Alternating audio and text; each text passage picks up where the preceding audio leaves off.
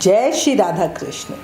कमिका एकादशी श्रावण मास के कृष्ण पक्ष की एकादशी के दिन मनाई जाती है। कमिका एकादशी को पवित्रा एकादशी के नाम से भी जाना जाता है।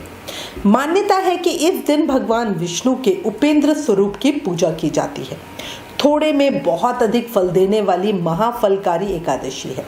इसलिए अब आज इस वीडियो में हम सावन के महीने में आने वाली कमिका एकादशी का महत्व और पूजा विधि जानेंगे।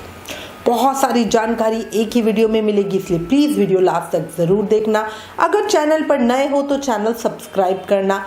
आने वाले व्रत त्योहारों का रिमाइंडर, रोज का पंचांग और राशिफल अपने फोन पर पाना चाहते हो तो व्रत लिखकर 9821025751 पर व्हाट्सएप मैसेज करना। अगर वीडियो पसंद आए तो प्लीज लाइक करके कमेंट करना और अपने फ्रेंड्स फैमिली के साथ शेयर करना। कमिका एकादशी का व्रत करने से पापों से मुक्ति मिलती है, सभी कष्ट दूर होते हैं, मन की इच्छाएं पूरी होती है। इस एकादशी के व्रत से वाजपेयी यज्ञ का फल मिलता है। कहा गया है कि सावन में भगवान विष्णु को पूजने से देवता, गंधर्व और नागों, किन्नरों और पितरों की भी पूजा हो जाती है। धार्मिक मान्यता के अनुसार कमिका एकादशी के दिन व्रत रखने और विधिवत भगवान विष्णु की पूजा करने से जीवन की सभी समस्याओं का समाधान हो जाता है, साथ ही बिगड़े हुए काम भी बन जाते हैं। इस एकादशी में भगवान विष्णु योग निद्रा में होते। हालांकि श्रीहरि के योग निद्रा में होने से पूजा में कोई बदलाव नहीं होता। अब जिस तरह से एकादशी व्रत चातुर्मास से पहले रखते थे, वैसे ही कमिका एकादशी का व्रत भी रखा जाएगा। ये व्रत उन लोगों के लिए ज्यादा फलदायी माना जाता है जो आर्थिक तंगी से परेशान होते हैं। मान्यता है कि अगर आपकी कोई इच्छा लंबे समय से अधूरी हो तो कमिका एकादशी का विधि व्रत रखकर आप भगवान के समक्ष इस कामना की पूर्ति की प्रार्थना करें। ऐसा करने से भगवान विष्णु आपकी कामना को जल्दी पूरा करते हैं। इस दिन तीर्थ स्थानों में स्नान करने और दान पुण्य करने से अश्वमेध यज्ञ के समान फल की प्राप्ति होती है। अब आपको कमिका एकादशी व्रत की पूजा विधि और व्रत के नियम बताती हूँ, क्योंकि अगर सही तरीके से व्रत के नियमों का पालन किया जाए तो कमिका एकादशी का उपवास सफल और सिद्ध होता है और व्यक्ति की सभी इच्छाएं पूरी होती है। जो लोग किसी भी कारण से इस महान फलकारी एकादशी का व्रत नहीं कर पा रहे, वो कम से कम एकादशी की पूजा जरूर करें।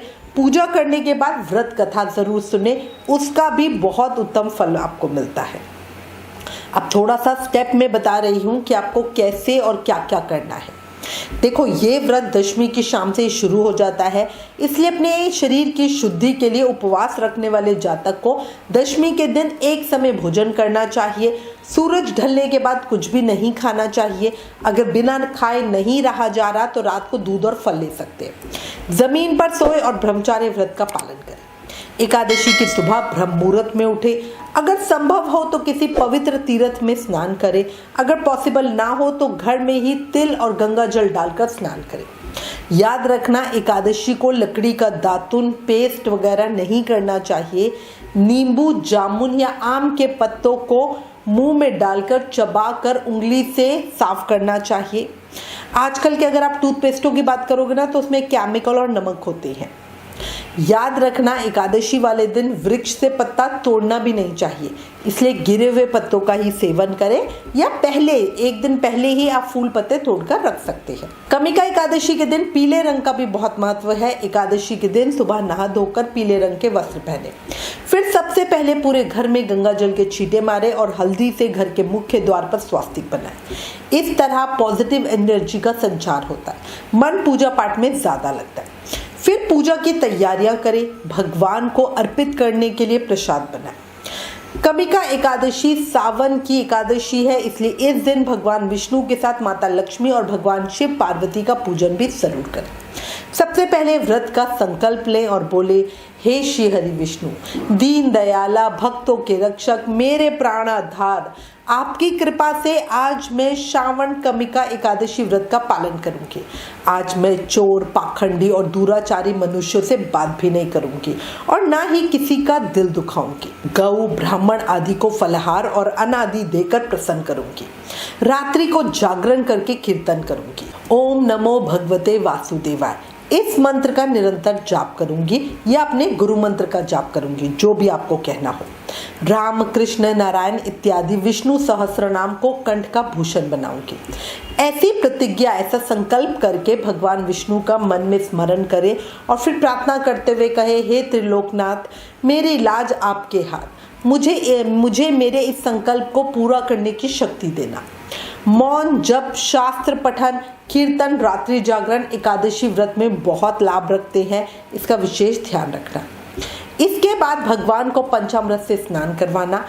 अगर आपके सेवित शिव विग्रह हैं तो उन्हें भी पंचामृत से स्नान करवाना। बढ़िया पीले वस्त्र धारण करवा के सुंदर आभूषणों से श्रृंगार करना। फिर ताजे फूल अर्पित करना। कमिका एकादशी के दिन व्रत में तुलसी दल का विशेष महत्व होता है। इस दिन तुलसी दल से पूजा करने से भगवान विष्णु बहुत प्रसन्न होते हैं। पर याद रखना, एकादशी पे तुलसी तोड़ी नहीं जाती, इसलिए एक दिन पहले ही तुलसी तोड़ कर रखें। पूजा में धूप, दीप, फल, फूल, नैवेद्य यानी प्रसाद या मीठा अर्पित करना बहुत उत्तम माना गया है। पीले फल, फूल और मिठाई अर्पित करें। फिर इत्र आदि सुगंधित चीजें चढ़ाएं। कान्हा जी को माखन मिश्री का भोग जरूर लगाना। शिव जी को मिठाई चढ़ाना। व्रत रखने वाले को एकादशी की कथा जरूर सुननी चाहिए। भगवान विष्णु के मंत्र ओम नमो भगवते वासुदेव का निरंतर जाप करना और विष्णु सहस्त्र नाम का पाठ भी जरूर करना। फिर भगवान विष्णु के साथ एकादशी माता की आरती करना और आरती के बाद पूजा में हुई किसी भी भूल चूक के लिए क्षमा याचना करना। सूर्य नारायण भगवान को जल अर्पित करना। तुलसी महारानी की पूजा करना। धार्मिक मान्यताओं के अनुसार तुलसी माता एकादशी तिथि पर भगवान विष्णु के लिए निर्जला व्रत रखती हैं। ऐसे में भूल से भी एकादशी तिथि पर तुलसी में जल अर्पित नहीं करना चाहिए, ना ही इस दिन तुलसी के पत्ते तोड़ने चाहिए, पर उनको दीप दान करना, आरती, प्रार्थना ये सब हम कर सकते हैं। भोग में अर्पण करने के लिए तुलसी पहले ही तोड़कर रखें, याद रखना। शास्त्रों में ऐसा विधान है कि श्रावण कृष्ण एकादशी को शक्कर दूध का फलहार सर्प योनि से मुक्ति दिलाता है, इसलिए गर्म दूध में शक्कर मिलाकर अच्छे से घोले। दूध जब हल्का गर्म हो तब उसे पहले कान्हा जी को तुलसी दल डालकर भोग लगाएं। फिर अगर आपने निर्जल व्रत नहीं किया तो पूजा के बाद आप स्वयं इस दूध का सेवन कर सकते हैं। शाम के समय पूजा करें, दीपदान करें। भगवान कृष्ण ने कहा है कि कमिका एकादशी के दिन जो व्यक्ति भगवान के सामने घी अथवा तिल के तेल का दीप जलाता है, उसके पुण्यों की गिनती चित्रगुप्त भी नहीं कर सकता। पूरा दिन भगवान के पवित्र नामों का जाप करते रहें, कीर्तन करते रहें, ज्यादा से ज्यादा नाम जाप करें, माला करें, पूरे दिन का उपवास रखें। शास्त्रों के अनुसार इस व्रत को रखने वाला व्यक्ति अगर रात में जागरण करे तो उसे मोक्ष की प्राप्ति होती है। द्वादशी के दिन व्रत का पारण करें। इस दिन भगवान विष्णु की पूजा करके ब्राह्मण को अपनी सामर्थ्य के अनुसार दान दक्षिणा देके प्रसन्न करें और फिर बताए गए समय पर व्रत को अन्न जल ग्रहण करके खोलें।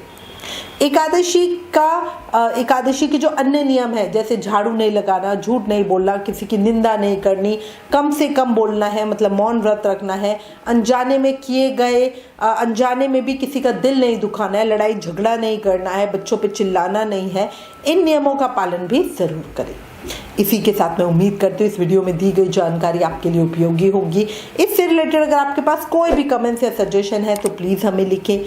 ज्ञान बांटने से बढ़ता है, इसलिए इस वीडियो को ज़्यादा से ज़्यादा शेयर करें। आप हमें फेसबुक और इंस्टाग्राम पे भी ज़रूर फॉलो करें। Please like, share and subscribe. Thank you. जय श्री राधा कृष्ण।